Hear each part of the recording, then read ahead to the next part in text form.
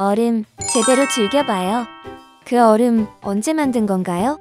카페 제빙기에서 이렇게 많은 세균이?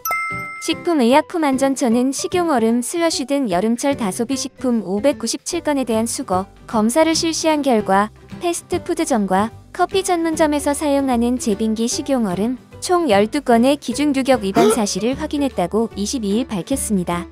매년 7월쯤 여름철 다소비 식품 집중 검사 항목에 식용얼음이 포함되니 자주 이용하는 카페나 음식점의 제빙기 관리도 눈여겨보면 좋겠죠. 그런데 집에서 먹는 얼음은 잘 관리하고 있나요? 얼음에도 세균이 생긴다. 얼음틀을 씻지 않고 반복적으로 사용하면 각종 균들이 번식하기 쉽습니다. 제대로 위생관리가 안 된 얼음에는 리스테리아균, 노로바이러스 등이 잘 번식하는데요.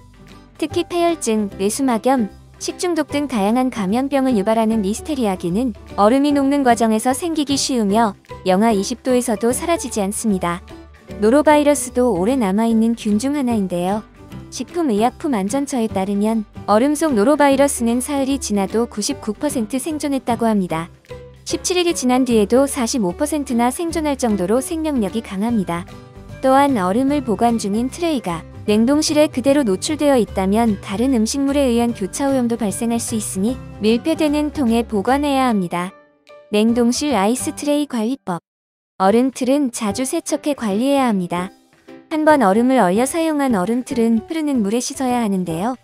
왜냐하면 리스테리아균은 물로 세척하면 거의 사라지기 때문입니다.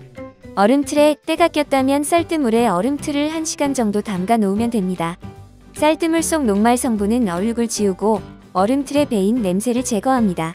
굵은 소금으로 문지르거나 식초를 붓고 약 20분 뒤 물로 헹구는 것도 살균 효과가 있습니다.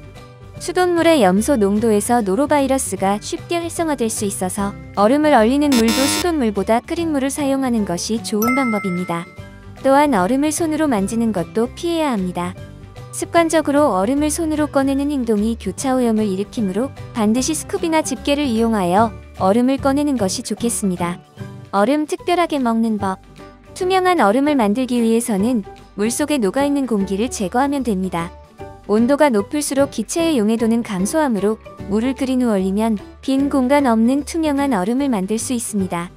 녹지 않는 얼음이 있다. 순수한 음료를 즐길 수 있도록 영구적인 사용이 가능한 스텐큐브도 있고 다양한 모양의 트레이가 출시되고 있으니 색다른 티타임을 원한다면 온오프라인에서 검색해 볼 수 있습니다. 물만 얼리지 말고 커피, 우유, 허브티, 과일 슬러시를 다양하게 얼려보는 것은 어떨까요?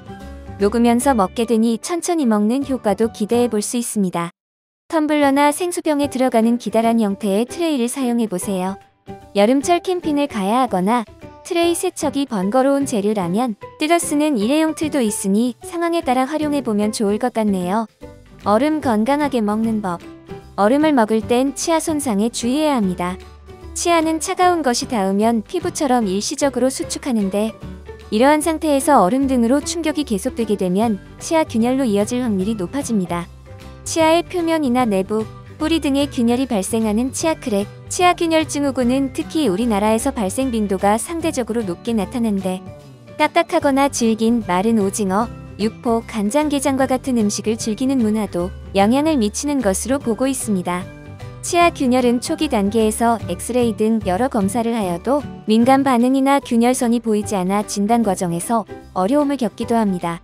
대부분은 서서히 진행되며 육안으로 확인하기 어려울 정도의 미세한 금이 가는데 점차 찌릿하고 시큰한 통증을 느끼게 됩니다. 나중에 후회 말고 얼음은 녹여 먹어야 합니다. 지금까지 풀무원 미션 체험관 로하스 아카데미였습니다. 감사합니다.